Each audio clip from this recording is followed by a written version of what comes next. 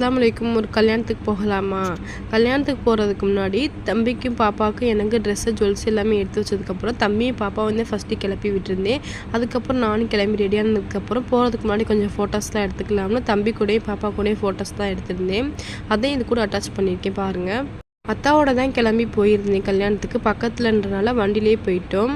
அன்னைக்கு சரியான செம்ம வெயிலாக இருந்துச்சு. பாப்பானாலே வண்டியில் உட்காந்து வர முடியல, அந்த அளவுக்கு வெயிலாக இருந்துச்சு.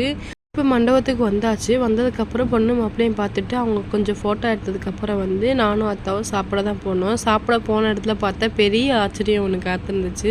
சரியான கூட்டமாக இருந்துச்சு. கிட்டத்தட்ட நாங்கள் ஒரு மணி நேரம் சென்றதே வந்து ஃபுட்டே சாப்பிட்டோம். அவ்வளோ கூட்டம். என்னால் வீடியோ ஃபோட்டோஸ் கூட எடுக்க முடியல, அந்தளவுக்கு சரியான கூட்டம். சாப்பிட்டு முடிச்சுட்டு வந்ததுக்கப்புறம் நானும் அத்தாவும் அங்கேருந்து உடனே கிளம்பிட்டோம்.